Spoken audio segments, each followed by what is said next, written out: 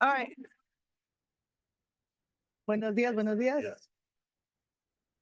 Good morning. Morning. I'm gonna say go Padres. All right. It's been a good game, sir. Good morning, everyone. The October 11th Executive Committee meeting is called to order. First, I'd like to ask our interpreters to explain how to access interpretation. Please go ahead.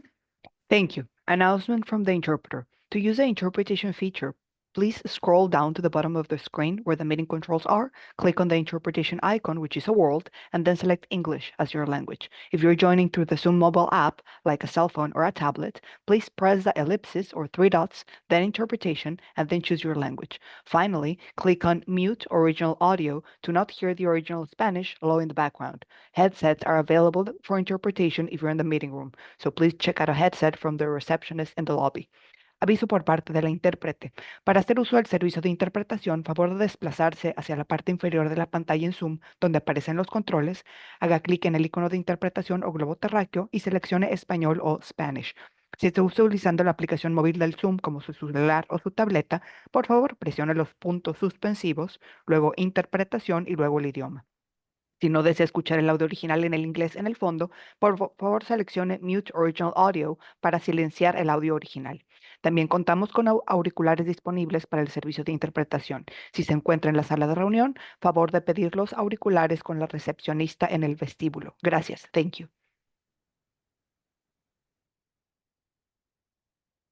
Yes, sorry.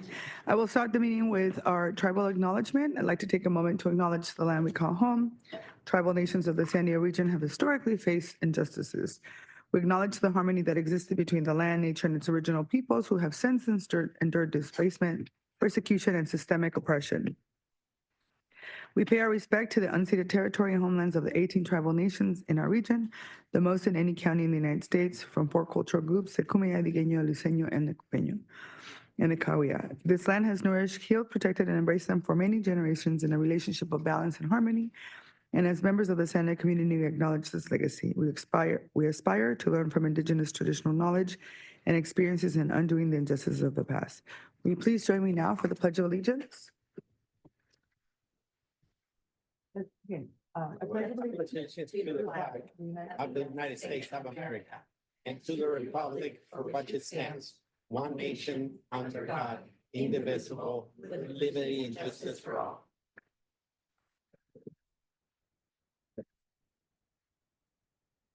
All right. Tessa. Thank you, Chairwoman, and good morning. Oh, I members should of the say, can you audience. please confirm quorum? Sorry.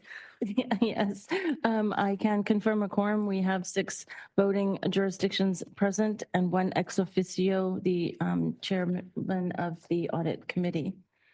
And now, before we proceed to any non-agenda comments, I would like to remind everyone in the room today that this meeting will be conducted in an orderly manner to ensure that the public has an opportunity to be heard and that the members' discussions and deliberations are not disrupted. We want to hear from every person who has comments on the subject of today's meeting, but I will insist that comments remain on topic. No comments shall use loud, threatening, profane, or abusive language that disrupts the orderly conduct of the meeting. This will not be tolerated. Language or any other disorderly conduct that disrupts, disturbs, or otherwise impedes the orderly conduct of the meeting is prohibited. Based on those factors, the chairwoman has determined that for today's meeting, each member of the public will be allowed 1 minute for their comments.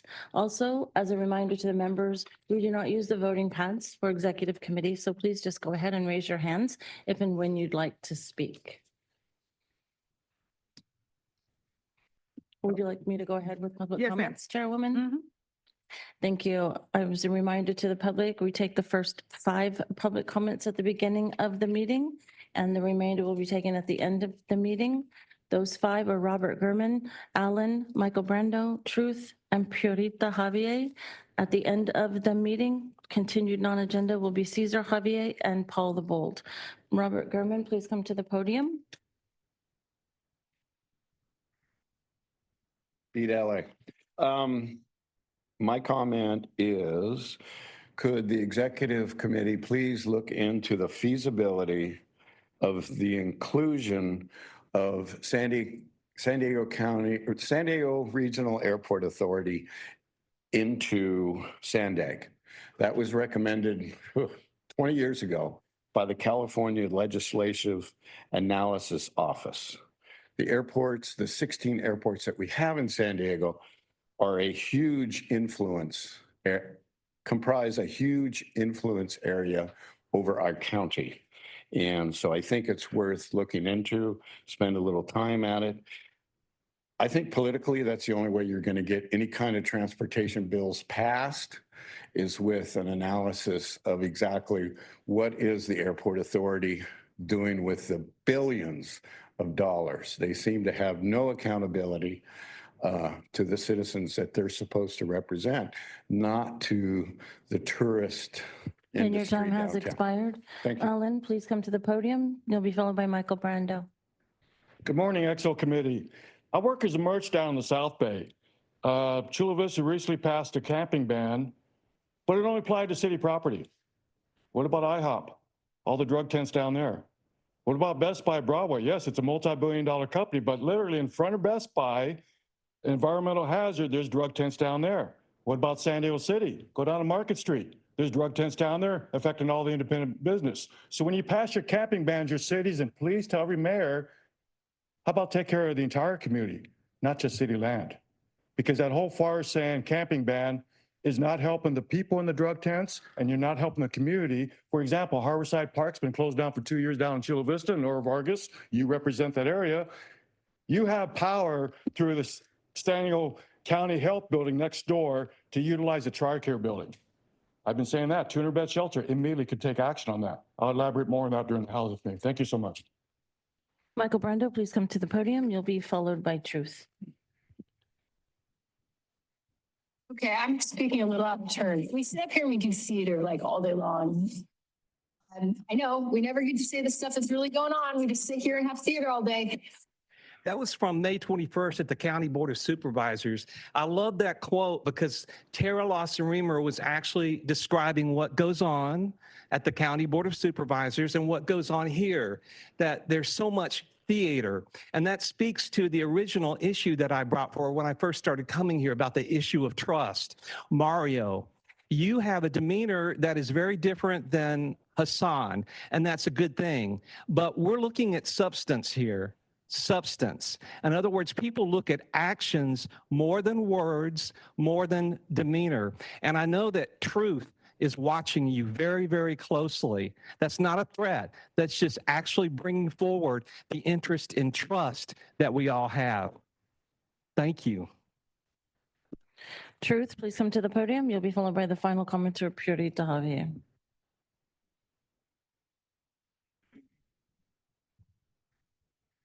Watching like a hawk. Last SANDAG week, Nora missed 2 county meetings for her American constituents, but made sure to show up for the Tijuana Mayor's political theater show. Feel free to add these ideas into item 4 policies. Each board member needs to have a limit of 5 minutes each time they speak. All presentations need to have a stated time constraint, especially monologue Marios. Nobody needs to be put to sleep, and it'll help people's health if they know they have time to take a bathroom break. For the speaker slips, there needs to be one form for both the executive and the BOD to ensure speakers are taken in the order that they signed up and that no one's left questioning when they can turn in a slip. The elevators need to be always open at exactly 8:30 for public access. Sometimes they're not, and people are left waiting awkwardly in the lobby. And besides the miniature box for speakers issue, we also need video showing you guys while I speak. For example, it adds transparency, accountability, and understanding. And 2 weeks ago, I sent a public records request to SANDAG about missing the tribal summit cost. I've received 0 response. Do I have to go to the media? And to keep the food interesting, you guys need to do a potluck. And before Jacktivist goes, congrats on earning not an award for climate action, but a nickname. Thanks for all the popcorn. Your time expired. Purita Javier, please come to the podium. You'll be the final commenter at this time.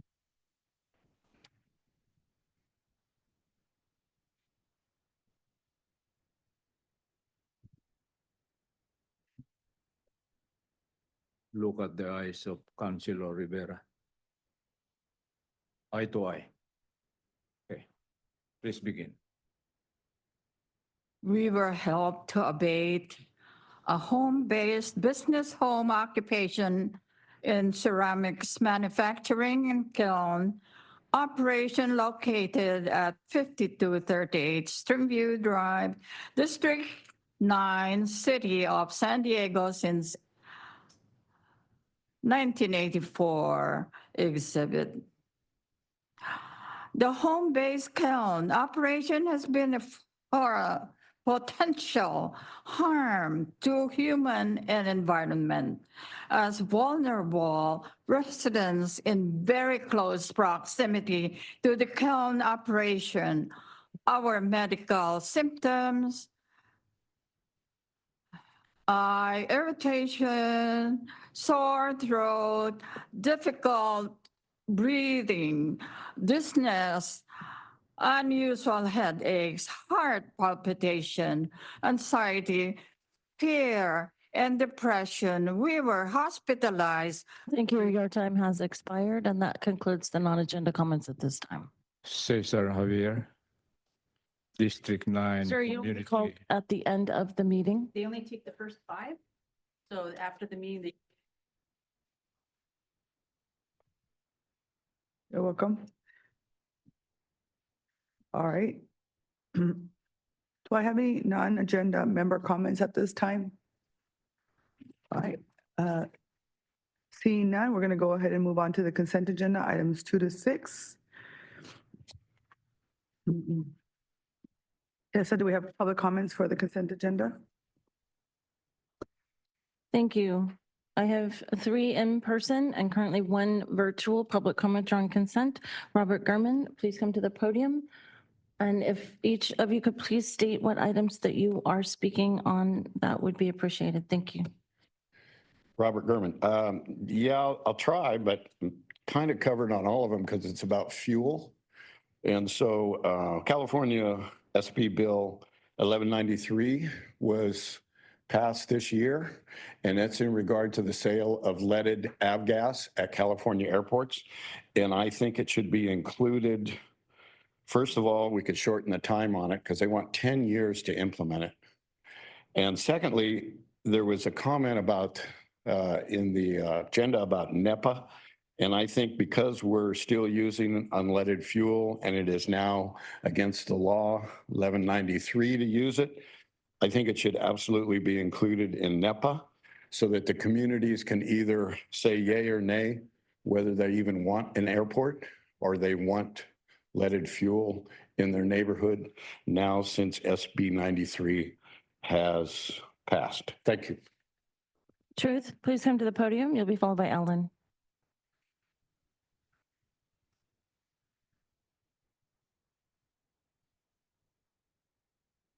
Item 2, the minutes say Sean unfortunately shows up to meetings without de-escalation training. It also says Nora was finally present, but the time she's been at Padres games or whatever, where's her alternate? Item 3, for November 8th, how the heck do you adapt to a polluted climate at the southern border? I'm looking forward to destroying the OME political theater update, Mario. Item 4, SB 450, AB 1893, and Alvarez's AB 1886 will create a rigged system to strip away local representation. While bonehead Bonta and pervert Wiener's SB 1037 wants to fine cities $50,000 a month for daring to care about their constituents. And fun that Democrats want non-citizen illegals to vote. Item 5, over 1 million lost of taxpayer money just on legal services because SANDAG does illegal stuff. Item 6, policy 4.9 and 4.10 about not leaking secret info has been violated 3 times. Nora might have violated 4.12 at the Bonita Museum. 7.111 about posting agenda 72 hours before have been violated multiple times. 7.2.5 has been violated when Nora refused to acknowledge points of order. Yes to 7.2.8 for recognizing the pledge and the tribal nations, but where is the de-escalation training? And your time expired. Ellen, please come to the podium. You'll be followed by the final 2 commenters, phone number 813 and Paula Bolt. Hi, thank you. I'm going to focus on, I guess, 3 for the border sewage. As I mentioned, I work safety department in the Navy, and I know the air cleaners don't work. This from the EPA. No air cleaner or filter will eliminate all the pollutants in your home. To filter gases, choose a portable air cleaner with activated carbon filter. They have carbon filters, and they only last for 8 hours. What item is it? We're in time for 3, going over the minutes. Pause my time if you're going to interrupt. So as I mentioned, in order to Can you combat please against, stay on? I'm talking about the minutes. Pause my time, please, when she's interrupting me. So go ahead, Chair Vargas. If you're going to pause my time's running and you're interrupting me. No, I want to know what topic you're talking about because I didn't I'm understand. going over the last minutes where we talked about the sewage border crisis. Got it. Okay, can I get 5-10 seconds back from the interruption time? So basically is, you're putting out these air cleaners and the EPA themselves says it don't work. As a safety petty officer, we trained on PPE. You have to wear activated charcoal masks. So you're campaigning with our tax money, passing out these air cleaners for people to plug in all day with the cost of electricity? What a waste of money and buying votes. Your time has expired. Our next commenter, phone number 813, please go ahead.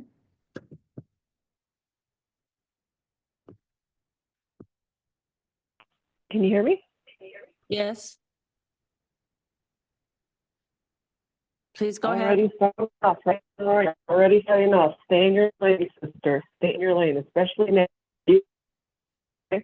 Anyways, ditto to all the previous speakers. And yeah, I just want to reiterate that SANDAG is in effect. SANDAG should not exist. More people should chime in to everything that you guys do and claim to do for the people continuing to waste our money. That's all I got. Take long, get it. Thank you. Our final commenter, Paul the Bull, please go ahead.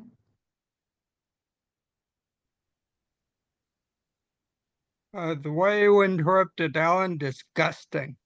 Budget amendment. With the number of potential guilty parties under investigation, I'm not surprised legal needs more money, but you'll need a lot more, so start planning. Draft agendas, October 25th. I'm glad we're finally getting an investigative audit report. We don't get monthly updates. I see the backlog North County Project and Highway 78 get their own agenda items. Why not the others? November 8th. I don't know why SANDAG is getting involved in the TJ River environmental stuff. Too many fingers in the pot already, working against each other. Why don't you just give the money to the agencies already working problem? And I hope Otay Mesa East is not delayed further. Meeting minutes. Not sure what good just listing agenda numbers spoken on is. A popularity contest? Keep up with the Oscars? As usual, just a list of speakers' names and And your time description. has expired. And that concludes the public comments on the consent agenda. Thank you. Are there any board members who would like to pull an item from the consent agenda or have any questions on the items? Yes, ma'am. I just have one quick question on item number 6. What agenda will that be on? I didn't see it on any of the draft agendas. No. The policy or policy. We haven't set a specific date, but it would be coming almost immediately. I won't say the next meeting, but it will be very shortly after this goes through here. I would have just thought that it would have been on a draft agenda. That's all. Okay, Just we can curious. check on it. Okay. Yeah. All right. Thank you. Yes, ma'am. On the draft agenda for the next meeting, it looks pretty meaty. I'm wondering if it's realistic to have 2 reports from the OIPA and then the NCC update, the State Route 878 update, the major corridor update. It seems like we'd be here till like 4 p.m. if we got all that. I'm wondering if staff might rethink that and perhaps, unless I'm thinking that these are going to be longer than you're thinking they're going to be. I think we could, if you ask my opinion, I think the OIPA report is very important that it's brought up. I think we could table like the State Route 78 update for a follow-up meeting. Or, any of those project ones. I know it's a trade-off, but that could happen also. It's on whatever the executive committee feels like. And I hear you, it is going to be a substantial report. But that could happen, taking into consideration that we've been providing updates on 78 to the Transportation Committee and also individual ones. We can come to the board in a subsequent meeting. That's just one idea. 9A and B, are you referring to the North Coast Corridor as well as the 78? That might make some sense. I mean, I'll leave it up to you guys, but I just wanted to bring that to everybody's attention that I think it's unrealistic that we would get through that agenda. Well, sorry, I did have one thing that I would like to say that, why don't we just start our second meetings of the month at 9 o'clock instead of at 10? I feel like that'll give us more time and then I have more time to That would mean actually. 8 o'clock for executive, and that's pretty impossible, right? I'm sorry? That would mean 8 o'clock for the executive meeting? No, sorry, I meant on our second meetings of every month and Well, then we we don't. can add them. They could be a little So for meatier. clarification, on the 25th, we don't have an executive committee. Right, so don't we start that at 9? We do start it at 9. We start at 9. Oh, Oh, we sorry. do start at 9, yeah. That's why I was confused what you were saying. Well, I would even, I mean, honestly, we used to start at 8 o'clock sometimes. That week, on the 25th, we already have agendized the subcommittee on the CEO search. But so why don't we do this? So there's just a lot that we need to accomplish before the end of the year. And what we can do is let's try to figure out which ones, we'll move the ones that are top priority to the front. I had the same questions. I feel like there's a lot that we need to do. And we'll try to keep it as concise as we can. And then we'll go from there if that works. Yeah, I mean, we can get the reports, I suppose, and if we have to punt it, then we punt it. And then I'm always open to an additional meeting in the month as well, if we need to get through the end of the year. Yeah. So we're starting at 9 next time. as Yeah, well. yeah, So we're okay. good. Okay, thank you. I move approval of consent. Well, give me a second because the council member Oh, has a sorry. question. Thank you. I definitely will second. I don't have a question about the agenda. I just wanted to make sure that relative to item policy number 4, would that also encompass 2 weeks ago when I asked general counsel about the attendance policy? Is that something that's covered in policy number 4? Currently, there's not an attendance policy. So, I mean, we talked in the last meeting that, something, an amendment could be brought to the, for discussion at the executive committee, but currently there's not an attendance policy that covers that issue. I think maybe I wasn't clear in my question then. My question is, would that be something that we would discuss relative to policy number 4, an attendance policy? I think what we could do, council member, as we were discussing on the prior meeting, going over and doing an evaluation of all the policies and having like a meeting with the board or the executive committee on prioritizing which policies you want to go and revamp or which ones should be considered as a new policy. We can do like a more holistic or master plan on policy updates So for the board. let me ask, because the policy is a board responsibility. In the past, we've had recommendations from the board come and we put those all together, and then there's a timeline of when we're going to be looking at them. Last year, we did them all in, I think it was Yeah. October, November, the fall. I think you're right. So why don't we do that? Why don't let me come back and give you what the timeline is going to be for policies for the rest of, between now and December, the meetings that we have left. January, I guess, is when this turns Yeah. up. And any recommendations that you have specifically, can you share them with Mario? And then we'll put them together so that the board can discuss. Is Okay, that thank helpful? you so much. Yeah, and I'm happy to second your emotion, Mayor Hübner. Okay, thank you. So we have a motion and a second. Yes, sir. Yeah, just a quick note. I just want to make sure Councilmember Burkholder doesn't feel like she's the only one picked on, and I want to get the minutes corrected. I was actually attending the last meeting, and I'm being shown as absent. So if we could just note that I was actually here. Well, And then to another quick comment, since I won't be on the board when item number 6 is discussed, but as is the case with each one of our individual jurisdictions, as far as I can tell, if we adopt the policy in item number 6, I would just like to see those items called out on the agenda itself, that we're going to be doing that. So become part of the agenda template. Thank you. Okay, you're welcome. All right, we have a motion and a second. Please vote. Actually, Voice vote. Hand vote. I could just, yeah, all those in favor? Aye. Any opposed? Any abstentions? Okay, motion carries. The next item on the agenda is item number 7, the RENA item. I'm going to go ahead and turn it over to the team. This is following up the request from the board to see how we would be reaching out to RENA and their reform. So Stacy and the rest of the team will be providing an update on it. Thank you, Mario, and thank you, Chair and committee members. My name is Tuere Fa'aola, and I'm the Deputy Director of Sustainable Communities. I'm just going to say a few remarks before I turn it over to the team here. Jose is going to, he's our senior government relations, and Stacy is a senior regional planner here. They're going to walk through the presentation. Jose will walk through kind of a timeline where we have been, as well as HCD, over the past year and a half, and talking about RENA reform.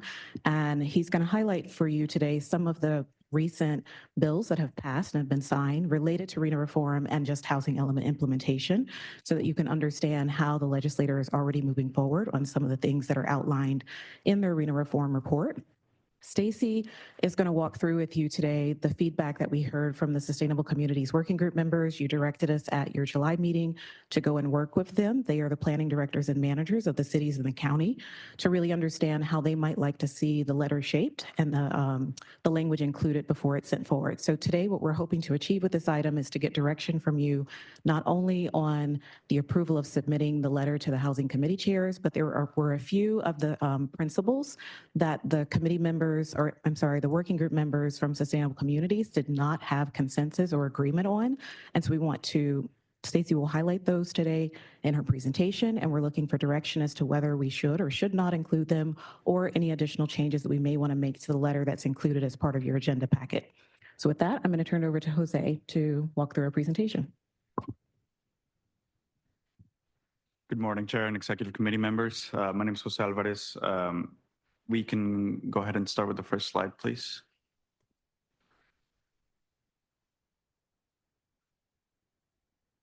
We wanted to start off our presentation with a brief recap of the engagement we've had with HCD over the past year, as well as just reiterate what staff has been tasked by this group in response to those conversations. This slide provides a timeline for board's RENA reform conversations with HCD. In March, HCD virtually attended SANDAG board meeting ahead of their release of the California Housing Future 2040 report. Due to the report's findings and recommendations not aligning with the concerns expressed by our board and by this committee, the board directed staff to develop a letter outlining SANDAG's housing legislative principles to be distributed to the Senate and Assembly Housing Committee chairs, as well as any relevant stakeholders and state partners. Shortly after the report was released, the legislature moved to quickly adopt some of HCD's legislative recommendations outlined in the California Housing Future report. Staff anticipates that we will continue to see these legislative proposals in next year's session stemming from HCD's report.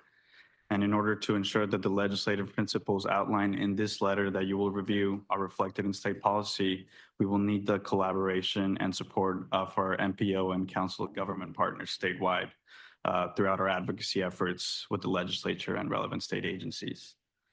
With that being said, we have Kirk Blackburn online with us. He's our state lobbyist, and he will give us a brief legislative update on housing policy and some RENA items that came up this session. Thank you. Good morning, Kirk Blackburn. Thanks for having me. With Ellison Wilson Advocacy, we're a SANDAG state lobbyist up here in Sacramento. Typically this time of year, Sacramento is relatively quiet as the legislative session ended back in the end of August. The governor had another month to sign or veto all bills. But actually, the Senate's actually in special session today up here to pass the governor's gas price spike bill, ABX 21, which, while there's conflicting opinions about how effective it'll be, it essentially requires refineries to maintain additional reserves. So it's certainly an active year for housing legislation in California, as it seems to be each year these days, and will continue to be.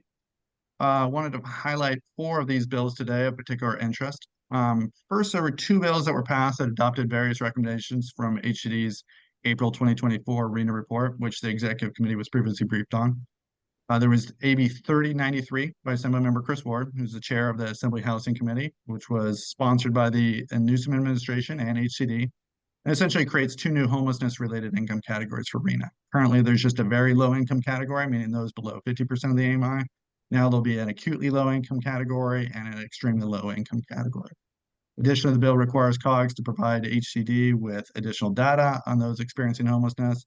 And it requires HCD by December 31st, 2026 to develop advisory guidance so that local governments know how to implement some of these new requirements. There was also SB 7 by Senator Catherine Blakespeare, which was sponsored by the Inner City Law Center, a homelessness advocacy nonprofit group, which implemented various technical revisions to the RENA determination process from HCD's report, much of which solely applies on the situation when HCD is required to act as a COG because the city or county didn't have a COG themselves. But of note for SANDAG, it does specifically require COGs to engage people with special housing needs, including unhoused people, in the RENA methodology development process. Additionally, this year, as a result of housing-related litigation between cities and the state, the legislature introduced several bills purporting to help the state better enforce existing housing laws, including the builder's remedy. These were all opposed by the local government community as being generally unhelpful and an unnecessary overreach by the state. And these bills included AB 1886 by Assemblymember David Alvarez, which eliminates the self-certification process that some local governments currently use to demonstrate substantial compliance with housing element law in order to avoid the builder's remedy. Now it specifically requires HCD to find that the housing element was in compliance. Additionally, there was AB 1893 by Assemblymember Buffy Wicks. This was an Attorney General sponsored bill, which revises the standards that housing a development project must meet in order to qualify for the builder's remedy. Of note, it reduced from 20 to 13% the amount of housing affordable to lower income households that a development must include to qualify as a builder's remedy project. It also specified that local government may not disapprove of a builder's remedy project if the local government's housing element was not in substantial compliance with housing law on the date the project application was deemed complete. So these bills were all signed into law and will go into effect in January 1st, 2025. Happy to get any additional information that anyone might be interested in, but I'll pass it back to Stacy. Thank you, Kirk. Good morning, committee members. So as Jose provided the background on how we got here, this slide lists the legislative principles that we discussed at the executive committee back in July, where staff was directed to work with the Sustainable Communities Working Group to revise and strengthen the letter. At two working group meetings in September, members discussed each of the principles, and the letter was revised to reflect member feedback where consensus was reached. A copy of the revised letter with track changes was included in the agenda packet. Today, we'll discuss the principles where the working groups did not reach consensus and provide their views, and the executive committee can decide whether to include these principles or not. Sustainable funding. Members agreed that stronger language was needed and that funding for capital investments should also be included, not just planning dollars. They added that the estimated cost of $700,000 per unit was only the construction costs, which are not the only expenses associated with additional housing. They also incorporated language that encourages the state to develop a two-tiered approach, which would consider funding availability to determine what was actually achievable in an 8-year cycle. Overall, there was consensus on this principle, but some felt that the funding should be proportional to the number of units permitted instead of the units allocated, and asked EC to weigh in. Working group members with local context and greater transparency principles and added some additional language. For local context, they requested that the state also take into account mandated regulatory processes that can impede housing production. Examples cited were Coastal Commission review, and challenges with building in areas that are less BMT efficient as defined by SB 743. They also included that housing produced for the region's military and higher education should count as progress towards RENA goals. For transparency, members added that HCD should work with local governments throughout the RENA process, both the determination and allocation phases, and use only publicly available data sources in the process. There was also consensus around a regional approach and the preservation of affordable housing. Members added language that HCD should develop guidance to allow local jurisdictions to report on naturally occurring affordable housing units that are not deed restricted in annual progress reports. The group did not reach consensus on these two principles. At the first Sustainable Communities meeting, the group discussed that not all jurisdictions have the capacity to track the number of people housed. Regional Planning Committee then suggested that jurisdictions be given the flexibility to choose between units and people housed. But ultimately, the majority of the working group members agreed that this would complicate the process too much. In July, the Executive Committee suggested an additional principle related to vacation and short-term rentals. We provided working groups with your comments that coastal cities needed the ability to regulate vacation and short-term rentals, that they currently lack the authority to place restrictions on short-term and vacation rentals without approval by the Coastal Commission. However, Sustainable Community Working Group members commented that the Coastal Commission recently changed their guidance on this, and ultimately not all members agreed with the addition of this principle. Reducing housing allocation in unincorporated areas. Sustainable Communities Working Group members agreed that the letter did not need to address HCD's recommendation on this, that SANDAG staff confirmed with HCD that this will likely not impact our region in Cycle 7. The implementation action outlined in HCD's report focuses on areas in the state where HCD acts as the Council of Governments, primarily rural counties where there is no designated Council of Governments.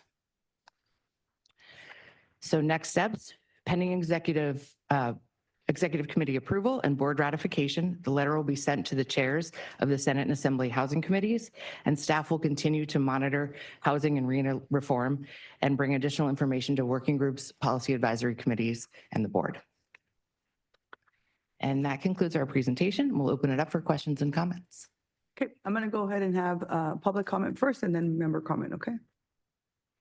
Thank you. I have 4 in-person public commenters and currently 1 virtual. Truth, please come to the podium. You'll be followed by Ellen.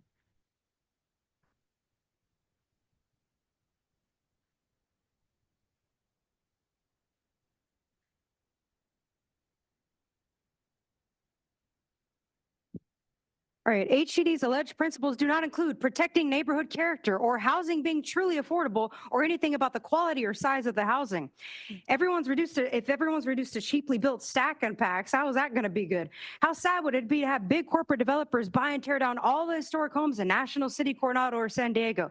Because that's where California's housing future is headed.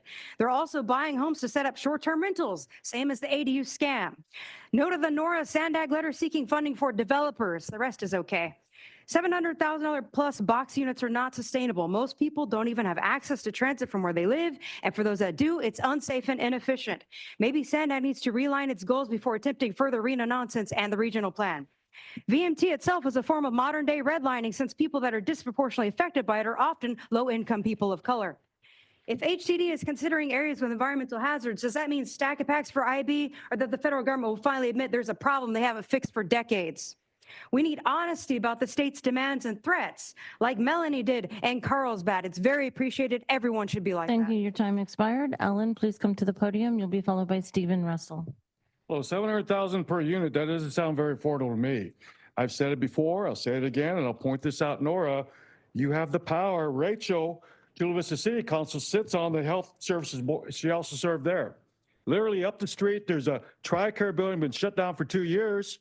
Why not turn that into a 200-bed shelter? You can get 200 people off the street right now within 3 months, convert that to a 200-bed shelter. Because these unaffordable units at $700,000 pop will not help the people living out in the tents. You want to make a difference, let's take care of these people as well as a community. Start using abandoned buildings. Proctor Valley, there's a Albertson store, been there for 5 years, still abandoned. It's got HVAC, running water. We can convert existing commercial properties that are abandoned into ready shelters and not so-called safe parking lots that are not safe, no climate control, and they're living out in the street. You want to make a difference, utilize abandoned buildings and stop wasting your money on these stack and packs. That's not going to help the people in the drug tents and the community. That's how you can really make a difference. Again, 644 Naples. Your time expired. Stephen Russell, please come to the podium. You'll be followed by Cesar Javier. Good morning, Honorable Chair and committee members. My name is Stephen Russell with the San Diego Housing Federation. We're dedicated to seeing that there is affordable housing, safe and affordable housing for everyone in San Diego County. I put in a slip in opposition, but in fact, most of the principles that are outlined are very positive, in particular with regards to sustainable funding and preservation NOAA. There is a data gap. We don't know a lot about our rental housing. That definitely hamstrings us with a lot of policy discussions. And I think that's a bigger issue than we can deal with through through the RENA process. What I really want to call attention to is the regional approach. I'm very concerned about the language that talks about regionalizing the yield. It talks about the fact that a lot of communities don't have the capacity for housing. I would argue that is not the case, that in fact, we are treading dangerously close to affirmatively furthering fair housing violations if we allow housing to be done outside of certain communities and only inside others. We have to be careful that the folks who are serving our communities are actually able to live in those very same communities. So I urge you to Then your change time that part expired. of the letter. Cesar Javier, please come to the podium. You'll be followed by the final two commenters, Paul the Bold and phone number 813. Cesar Javier. Honest and wise men solve problems outside of the box. It may not be efficient, it may not be adequate, but effective. Shelter need is basic, and it is now. It is on Redcon. Emergency situation. No left behind Americans for shelter now. Immediate shelter now. Tent city with clean air, clean water, while waiting for our conventional housing. Let's be honest. Let's be wise. And let's use our small finger now. Thank you. Our next commenter, Paul the Bold, please go ahead. Hi, Paul Bold. The letter should be signed by the CEO. What's he there for? The family portrait? It should be revised and scaled back. Given the state's budget predicament, you are unlikely to get the full amount, certainly not at $7K per pop. I think that it's good that the letter recognizes that the RHNA process is expensive and complex, but there needs to be alternatives to asking for more money. For instance, building 3D homes, tiny homes, or shipping crate homes would be less expensive than traditional home building methods, also quicker and less likely to result in an oversupply of housing should the number of units required be wrong. There are many more less expensive ways to build, like Adobe, rammed earth, and on, or the 10 cities that Javier just mentioned. In addition, the use of one contractor. And your time expired. Our final commenter, phone number 813, please go ahead.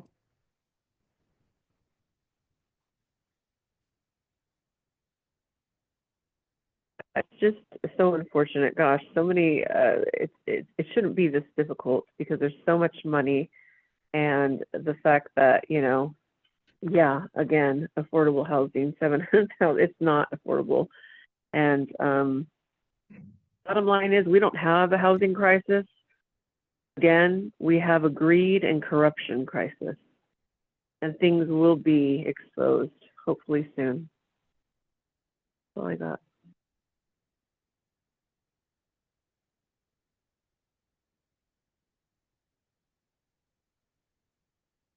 Thank you. That concludes public comments. Thank you. I have a couple of people on the queue. Mayor Huebner. Yes. Thank you so much. Meaning that I've seen you, and so I've written a list down. I got you on the list. That's why I just said that. I got you all. Go ahead, ma'am. Yeah, thank you. Thank you so much for all this. I just want to remind everybody that the reason that we're where we are right now is because we all got wind of HCD's effort to reform the 7th cycle, yet without any meaningful input from local government at all, which is why through the chair, we reached out to HCD and had them come, and they showed up virtually for a listening session. And then they released their report soon after that with very few of our suggestions incorporated into that report. So I've got a couple questions about the current legislation that was signed, and then I've got some comments on the letter. So AB 3093, you mentioned, I think, Jose, that we're going to get advisory guidance in December of 2026. So does that mean that it's going to be going into effect for our 6th cycle? And how do we know what numbers those are? Oh, right. Kirk may be on the line as well, but I believe it's for the 7th cycle, not the current cycle, not the 6th cycle. Is that accurate, Kirk? I believe that's correct as well, yeah. And there'll be no money that comes with that? None indicated so far. Yeah, all right.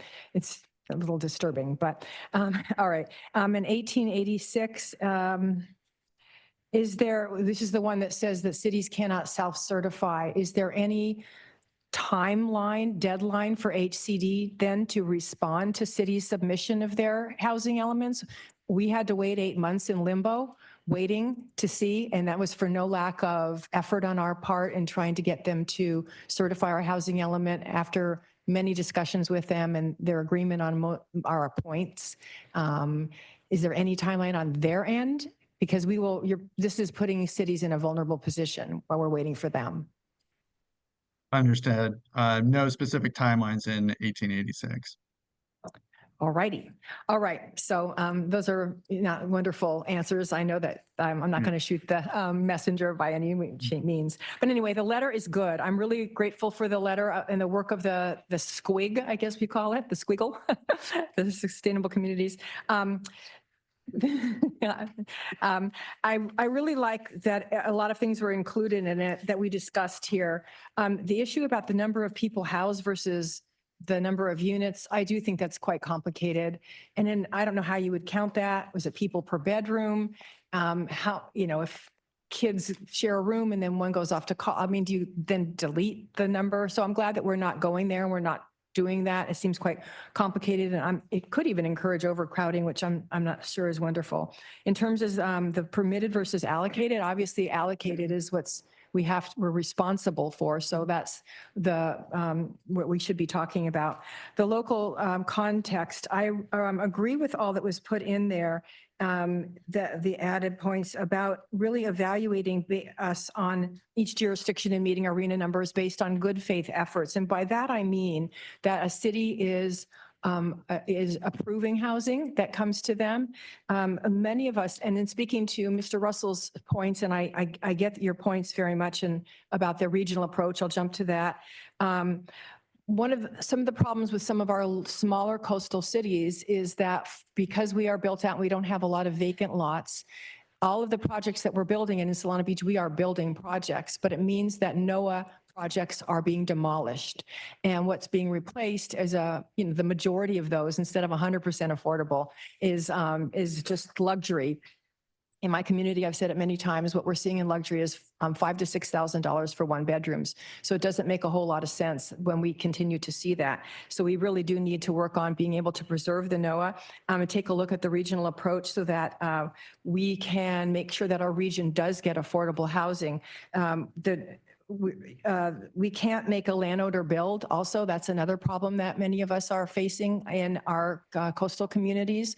We have many people who are sitting on their land and they like what it's doing now. A good portion of our city is owned by a REIT, a real estate investment trust, and we've approved projects there, extended the deadlines, and they just don't build because they don't want to interrupt the cash flow to their shareholders. So we all have different problems in different cities. So if we're really truly interested in getting affordable housing where it makes the most sense, which in my opinion is near job centers, I think that we should be taking a regional approach as long as each individual city is making a good faith effort toward meeting and approving housing. The short-term vacation rental, please do not get into that. We have enough issue at our own cities dealing with it. And the interesting point about that for a city like Solana Beach, number one, is that we have a lot of legacy units that have been rented for a couple weeks at a time for years, decades and decades. And number two, if they were to be pulled out of the short-term vacation rental market and put on the market, they certainly would not be affordable. They're usually on the bluff in our city, and our entire city's in the coastal zone, but they're mostly on the bluff. And so that's all of my context now. No, my major comment is that this letter is good. And I really think that it's powerful and that what we ought to be looking at is building a coalition of other cogs in the state, other councils of governments. I know that SCAG would probably sign on immediately one of their bills that they wanted, which was more transparency from HCD and how they came up with the numbers. It shows that they're probably amenable to these sorts of reforms to RENA. I think that we've, all of the cities around our board table who weighed in, variety, rural, urban, left wing, right wing, red, blue, small, coastal, mountain, whatever it is, we all have the same concerns about RENA. It's clearly not working. It clearly needs to be reformed, and it clearly needs to have local government input. So I think that moving forward with this letter with more power behind it from other cogs would help us to get the legislation we need to make this realistic and get more affordable housing built. Thank you. Thank you. Mayor Jones? Thank you so much, Chair. So just a couple of comments. San Marcos has 10% of our total housing stock as deed restricted affordable. One of the things that's an unintended consequence, I would say, is probably the fact that we don't receive any property taxes. So we are now subsidizing, not just actually trying to figure out how to get the affordable housing built, but we have no money for services. So we have to subsidize that. So 3,100 homes, you do the math, we're actually the city that receives the least amount of tax increment to start with at 6.6%. So it's very difficult for us to do so. I think the state needs to pay attention to things like that because it does hurt cities like mine. But talking about our principles on the sustainable funding, we can point back, I think we can all point back to 2012 when the redevelopment agencies were eliminated and ended at that point in time. That's when the funding for this actually became a problem or more of a problem. We still are moving forward in San Marcos with some affordable housing, but it's getting more difficult because that those projects that have been going on, for 15 years and all of that, now, they're $700,000 per unit to build. And I think that's probably at the end of the day, we know with holding costs and all that, that might even be on the low side. It's hard to tell. But I think we need to make sure that when we're talking about sustainable funding that we do discuss with the state, hey, listen, you took away the redevelopment agencies and then here we are, we can actually point back to it. You've kind of created an issue for us. Actually, I would be as bold to say you've created an issue for us. And, cities like mine want to continue doing the right thing. And then when you talk about regional approach, I totally agree with Mayor Huebner on this. It needs to also fit the character of our communities. And, when we are putting forth good faith efforts, I tell my citizens all the time, they're like, why more housing? We don't want any more housing because cities like mine have a lot of traffic coming in every day because we have such a large college population on top of it. So at a city of 100,000, when you've got about 40,000 people coming in every day, some of them live in the city, but most of them don't. It's actually more of a commuting student population that we have. It creates issues because we don't have the money for the infrastructure. So just kind of throwing that out there as some of the things that we're dealing with in San Marcos. I think, talking about the traffic that is, associated with affordable housing when you have, a large student population, the sustainable funding part of the end of redevelopment agencies in 2012. And then also the regional approach. I'm a little hesitant about that because there are a lot of cities that say, well, just throw it in the smaller cities. Well, I'm literally busting at the seams, and I know there are other cities like mine, but we're one of the fastest growing cities, if not the fastest growing city in the whole county, because we do have, the student population. And then one last thing that I would like to say, the last RENA cycle, what happened to Coronado was completely unacceptable. And to have an agency where we're at odds with some of our cities, including Solana Beach, I think it was Imperial and maybe Lemon Grove too. I totally disagree with that. I know that we were all, our numbers were just very much skewed and the county hasn't done their part in all of this. If you look at what has happened, as far as the housing, it's really been pushed into the cities. We can't actually take all of it. So anyway, just some thoughts in all of it. So, thank you. Councilmember Burkholder. Thank you. It's a mouthful. No, I appreciate you. One of the things that I think is important is looking at the idea that the military is taking up quite a bit. And if we could use some credits toward that for our RENA numbers in North County, that would be very helpful. But I kind of equate that to the idea that MPOs can't use ZEVs to credit our greenhouse gas emissions going down either. So common sense is lost on Sacramento. Our city opposed 3093, 7, 1886, and 1893. And our lobbyists actually come in and tell us where the support was for those. Do you all actually, I mean, who thought this was a good idea, I guess is my question. For which specific bills are you referring to? The four that you talked about on your slide. So it varies. So 3093 by Assemblymember Ward as the housing chair of the assembly. That bill is a direct response to HCD's report. This bill was actually sponsored by HCD and the governor's administration. So it is mostly a joint effort by different levels of government to reach the housing goals stipulated by RENA. Yeah, okay, well, that doesn't really say what cities supported, but okay, we'll just accept that. On the way here this morning, the radio reported that the median price of a home in Rancho Santa Fe is $4.5 million. Even at the $700,000 market rate for these units, we're not building affordable units. So HCD should really look at the market. I guess there's nobody with real estate experience there because it doesn't work that way. And at the end of the day, my biggest concern in a city that's growing population of seniors is that we're pushing out seniors. And that's not okay. So we got to make everybody have a place at the table. And I think I reflect the thoughts Mayor Huebner said, and I'm glad HCD came, but as per the usual, nothing really changed. So thank you for your advocacy on all of our behalfs.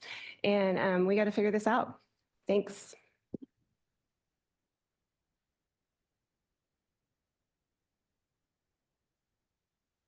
Councilmember Duncan. Thank you, and thank you for the report and the letter. I just wanted to make a few comments about the letter because I think we may be missing some opportunities in the letter with the way the language is drafted. Some of it is quite soft, and what I mean by that is it sort of says, hey, there's a problem, and hey, we should, think about doing something about it. But I don't see like where the specific asks are in some of the options, and I'll just go over those for you. Preliminarily, first in the sustainable funding section, it talks about, funding and supportive infrastructure, water, sewer, et cetera. And I'm obviously supportive of that. But I believe that the rules from HCD as they currently exist specifically state that you're not allowed to use lack of infrastructure in a city as a defense from meeting your allocation. And specifically, they talk about sewer, the lack of sewer capacity not being a defense to allocation. So I think that while we ask for funding, we should also ask that current capacity of infrastructure be taken into account as well. And at least in regard into the time frame, because otherwise the allocations can become fanciful. They don't make any sense. That's certainly the case in many cities, including in Coronado. The next section on local context, again, as has been said by the other speakers on the board today, or the committee, I agree with it, but I think there should be something more specific than good faith efforts. Good faith efforts is such a vague and hard to define term. I know there are legal definitions in different contexts, but I'm not sure if there's a way to have that become an ask that we're asking somebody either to codify in law or in rules or procedures, and how that would be evaluated if somebody's using that or not. At the end of that section on local context, they discuss, the letter discusses, in addition, given the large military and student populations, we strongly advocate for HCD to consider the role.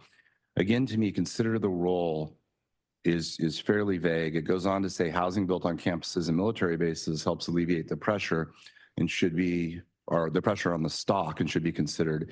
I strongly agree with that, my recommendation to adding to that section would be potentially to add that at the minimum, either decide that the housing on the bases is considered in the housing stock, or alternatively, do not use the military jobs as part of the basis of the calculation, because you can't have one without the other. Otherwise, it's insane and makes no sense. And also is just counterproductive to housing. The last two quick comments I'll make on regional approach. I think it's a good start, but again, somewhat vague when you say they should allow a collective effort to produce affordable housing. What does that mean? I believe I heard from some other speakers today that they believe that may mean that more housing may be forced into their jurisdiction. But what I believe this could mean, or what I would like it to mean, or what seems more fair for it to mean, would be for it to state that if two jurisdictions agree on reallocation of or redistribution of part of their allocation between those jurisdictions, that could be allowed. For instance, if there's whatever in 500 allocated to one city, 300 to the other city, and the other city says we can take 400, the other city's on an agreement, which may well include financial or other issues between the cities, but that be something that would be allowed, because actually what we're trying to do is not just, you know, punish cities, but actually maybe build some housing for people to live in. So that's what I would think a regional approach to me is: collaboration regionally between the cities in the region, not, you know, forced distribution that's not equal. Sorry. Okay. And then the last comment I'd just like to make is on short-term rentals. I know it's kind of a popular buzz thing to talk about, and I can see why. So I'm not trying to diminish that, but it's important whenever you talk about short-term rentals to ensure that you define what a short-term rental is. You know, I hear in Coronado people saying, oh, we need to get rid of short-term rentals. Well, in Coronado, there is an ordinance, even though it's in the Coastal Commission, Coastal Act jurisdiction, that you can't rent a property for less than 26 consecutive nights. So we already don't have short-term rentals in Coronado. And if you do go any further, you'll basically be banning month-to-month rentals. And banning month-to-month rentals would be catastrophic for numerous people, particularly income-challenged people, or people waiting for orders in the military, or people who know that a job assignment's coming to an end. So you can't ban month-to-month rentals, and I don't believe they're banned anywhere in the country. So I would just urge that if we do go backwards, and I know you didn't include it, and I applaud you for it, but if we do go backwards and start talking about, you know, bans or things with short-term rentals, that we at least come up with a clear definition of what we're talking about. Thank you. Thank you. Vice Chair. All right. Thank you, Chair. Thank you for all the work on this. I've got some things I agree with, and some other things that I'm not necessarily on the exact same page with folks who've already spoke. I do want to start by saying thank you to the Sustainable Communities Working Group for the work that was done. Regional experts sit on that group, and I think that there's some important direction that's provided there. The mention of education and military partners as an important piece of the puzzle, I do think is important. I would also say that we have a responsibility to do more advocacy, to hold those institutional partners accountable for providing housing for the folks who they depend on, or who they are serving. So we've seen some strides made at UCSD. I think UCSD is actually the regional leader on this front in terms of institutions that are providing housing for students. And to be very blunt, the military is not in any way whatsoever upheld their responsibility to provide housing to active duty military members, let alone veterans. We, a few years ago, included that in the legislative platform of the city. I do think that that SANDAG would benefit from doing so as well. The vouchers that they provide do nothing but create a very high floor for rent in our region. It does not help the problem. So I think it's important for us to count, and I also think it's important for us to hold them accountable and advocate for them to do more to provide housing for, again, active duty military members, their families, and I think from a moral perspective for veterans as well. And then obviously students need housing, otherwise they're going to find it in our communities, and there are a multitude of impacts that result from that.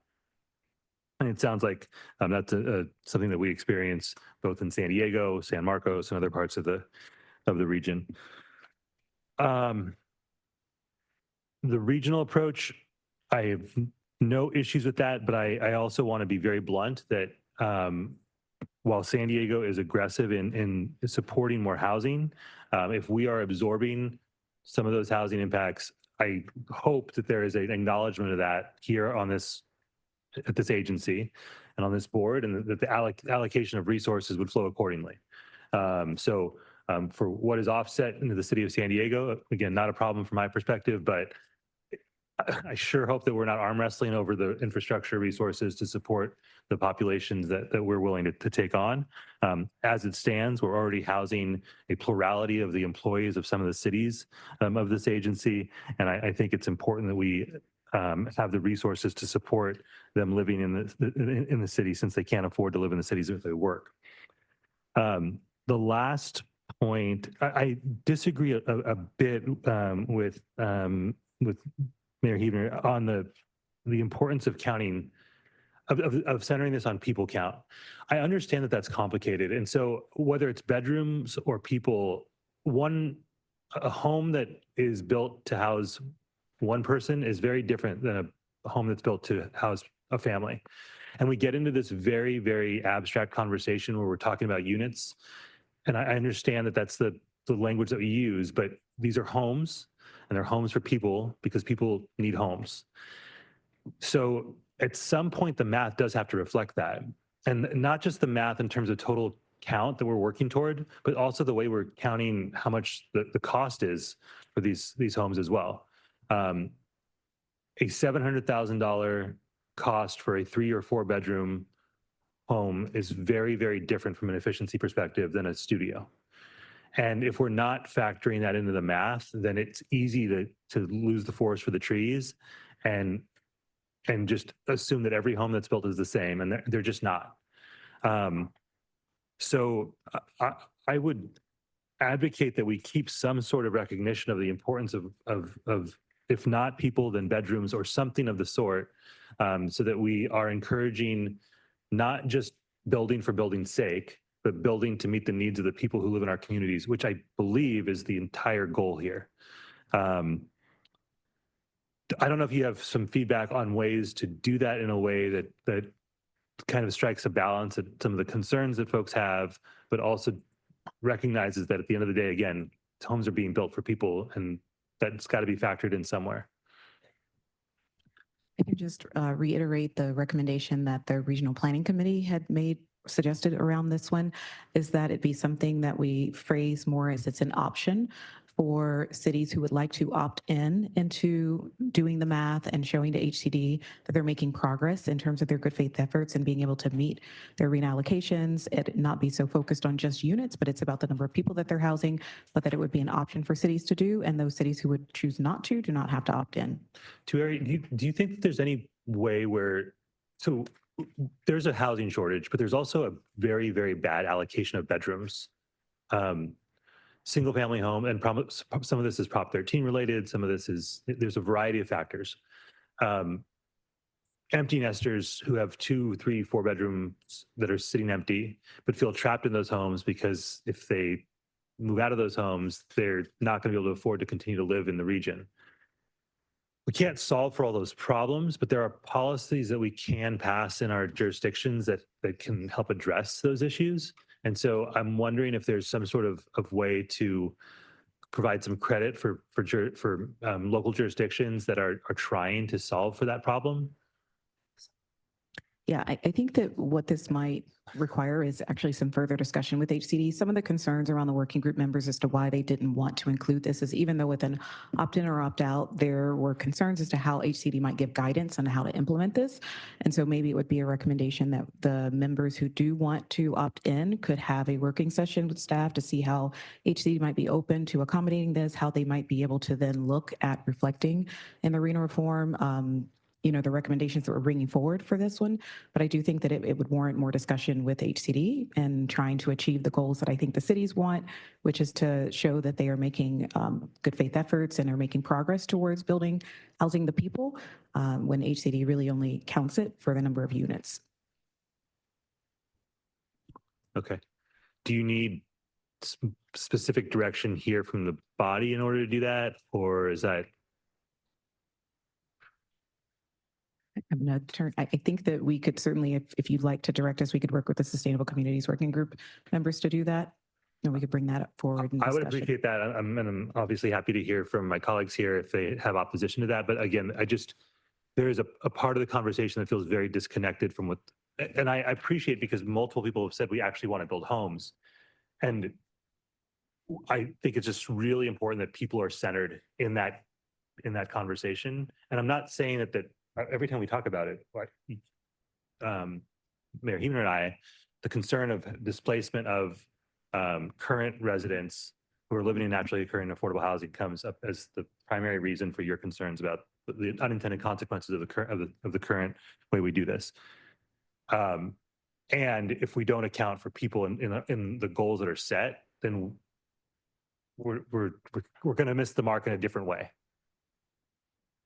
If I could just weigh in here, because I totally appreciate what you're saying. And I know in my city, it's frustrating when we see the affordable housing that is just maybe one bedroom. And we know that there's families that are being displaced by it and they can't find anything. We have approved a number of projects that do have 3 and 4 bedrooms. And in fact, one thing I would like to point out, one of the challenges that higher land value cities have with the whole affordable housing mandate is that while we have to demolish naturally affordable housing, we also have, for instance, we have a project that is fully entitled that we can't get funding for because they say it's too expensive per unit. They can get more in San Marcos and Vista and so forth. So we can't get the funding for it. But in that, there's a 3-bedroom and a 4-bedroom. But I appreciate what you're saying very much. I don't know how to do it. And I wonder if getting more granular is just going to be too restrictive, and then opt-in might be the way to do it. Or the cities just can have policies that encourage homes for families and not just homes for young professionals or, single widows and widowers or whatever, that demographic is. But it seems to me that the direction that we're going with this letter is that we want to send it to SCAG and other COGs so that we can get legislation. And there's obviously legislation. There'll be a few different pieces of legislation that could be captured from the requests in this letter. And that's when details could be worked out, and hopefully that we would be part of the discussion. I think everybody's input was really great. I didn't know that the military wasn't building a lot of housing. And I think your idea of the suggestion that or you don't count the military in allocations, but in a way that doesn't work because we have to house them, right? So, but they have to step up to the plate. So there's a lot of details. I don't know, we're going to solve them right now. It's already 10 to 18, so we probably got to get more moving, but I hear everybody's comments. And I think that the idea is that we get to some legislation at some point. How do we do that? We build this coalition of COGs and then speak with our legislators that want to sponsor something and get into the details there, maybe with the squiggles. Thank you. I also think there's a need to figure out what legislation needs to be cleaned up, because a lot of these policies that were created decades ago for very different communities that we have now, right? So if you think about, for instance, yesterday, I was at an opening for Ventana al Sur, which is a complex, 101 new building in San Isidro. And the only reason why they were able to move that fairly quickly is because they're working with the MAC Project, which is a local nonprofit that is building homes in partnership with a private company, where they were able to come in and then the state was able to put in, I think, $50 million. And it was a combination of things. And so 25% of those homes are going to folks who were unsheltered previously. So I think some of it is, where do we need to break down barriers? So I am not a fan of just creating legislation and more legislation and more legislation. I think we also need to do cleanup legislation to figure out where the barriers are that are not allowing us to really build the type of housing that we need, including, places where you should get more credits for being able to have family, childcare centers in these areas, which some of these nonprofits are doing these models, but they don't get the extra points because the rules right now don't allow us to get the extra points. And so I am not a fan of just creating legislation to create more legislation. I really do think that we need to take a step back and also clean the legislation. And then the other piece of it would be the need, right? We keep talking about the need, but are we projecting for the crisis that we're in now? And does that include the 150,000 people that go back and forth that have to live in Tijuana because they can't afford to live in San Diego?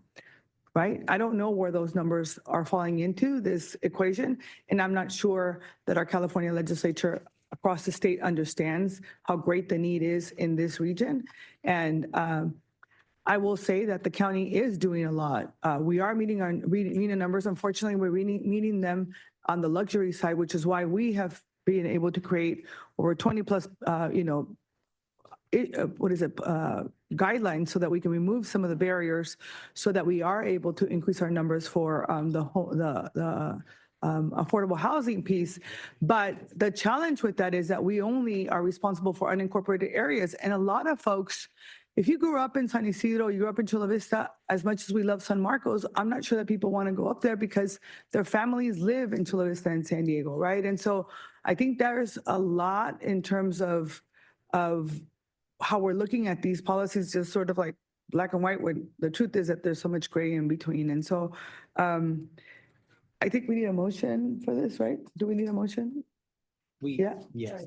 So, But Mayor Vasquez wanted to speak. okay, give me a second. So I'm okay with this and sending the letter, but I want to make sure that the spirit of really thinking about as we're moving forward, what else, where are the barriers that we have to remove, I think are really, really important. And those conversations have to be had with stakeholders and the people who are actually building and developers, both for profit and also the nonprofits that are really meeting the need in so many of our communities that should be part of these discussions. And I don't know how much they are part of this discussion or not as well. So, Mayor.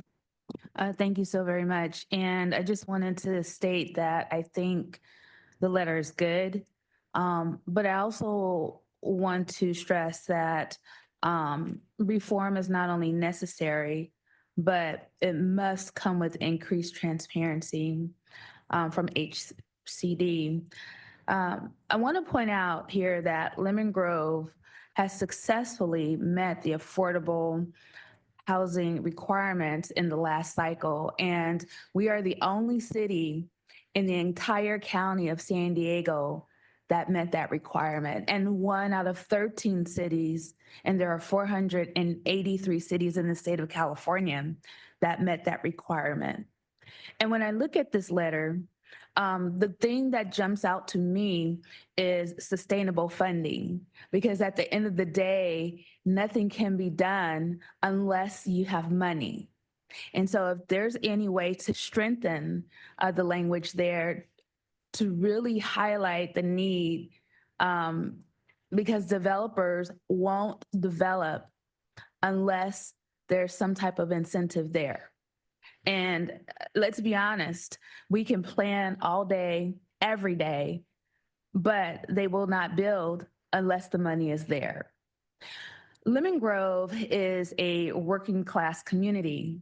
The average person who perhaps is a teacher, someone who works and is a laborer, or someone who works in government, they live right there in my community. And when you look at the cost of housing in San Diego County, let's be truthful about it. There is no affordable housing. It's really expensive to live here. And so I support that idea of a regional approach. Right now, the biggest number that has been provided to my city is the high-end luxury number. And it doesn't necessarily fit my community, but you know what? We're okay with affordable housing. And so I just kind of wanted to put that out there, but also with that regional approach, taking in account the needs of a community and working together to see where we can institute smart growth is important. So I just wanted to share those thoughts with this letter. I'm in support of it, and I say let's send it forward. Thank you. Thank you. Does the team need any additional information? Are you good? Yeah. Can I ask Okay. one process question, Chair? Yes, sir. So what's going to happen now is are we going to vote on this, did you say? Yes. And the vote's going to be to send the letter as is with no changes regarding any input that any board members have given and just to send what we have, even though we just spent like about 50 minutes talking about it? No, go ahead. Yes, no, I think that we would make some revisions to it based on some of the feedback that where you would like for us to strengthen the language, and then we can bring that letter back. I'm not sure if it's a formal on a consent of the next item. And maybe we look to our government relations team to help me out on the process. But I do think what we heard is that you want to see some revisions made before it's sent. And thank you. And I would appreciate that. And part of the reason I asked is because the comments at the end of your comments, I agree with those comments. There could potentially be one last suggestion would be to add a sentence at some point, which is realistically, we want housing built, and a lot of the rules they give us don't allow housing to be built. For instance, it has to be a certain size area. Otherwise, the housing you build on it doesn't count. Yeah. Like one block owned by only one party instead of three parties getting together and saying they'll do it. So I appreciate that. I'm fine if even the letter just came back to you with potential improvements to sign and get it out for timeliness. I just was hoping that some of those improvements would be included. But last comment I'll just make, for instance, all ADUs, new ADUs that are built don't count under their rules. Like actual housing should count. So Yeah. thank you. And they are housing. Okay, so I think we have a motion by Mayor Hebner and Right, do I need to restate that, or does staff have that? It's to think- send the letter with revisions as heard here at the meeting, and to organize a coalition of COGS to head toward asking for legislation at some point. Is Bring there a it. second? We don't need to bring, I like the idea of it just going to the chair. I think that's fine, unless the rest of the committee wants to bring it back. That looks like the chair is how it is. All right, we have a motion and a second. All those in favor? Aye. Aye. Any opposed? Any abstentions? Okay, motion carries. Thank you, everybody. Thank you for all the great work on this item. We're going to go ahead and take non-agenda public comments at this time. Ms. Tessa? Thank you, Chairman. We had two final non-agenda public comments. Cesar Javier, please come to the podium. You'll be followed by Paul DeVolt.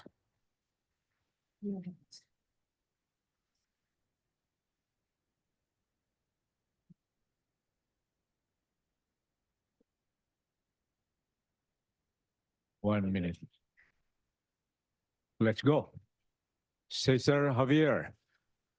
Rules are not living things. They're just words and letters, punctuation mark. They are crafted, implemented by humans. I say this because Municipal Code Rule 11 exempts ceramics kiln from permit, which means the applicant, or in this case, the owner, was able to locate, construct. Please listen, Councilor Rivera. Excuse me.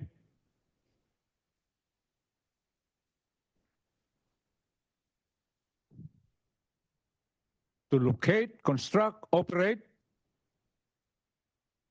ceramics kiln. Sorry, Makes- time has expired.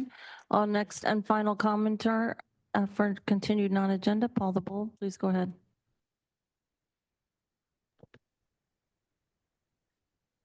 Long meeting, maybe it should be Thursdays next time. I'm disappointed that Mr. Zito was not at the helm today, but was sent back to another seat like a misbehaving school kid. The Rules Committee should be an independent voice, not a mirror for whatever the chair wants.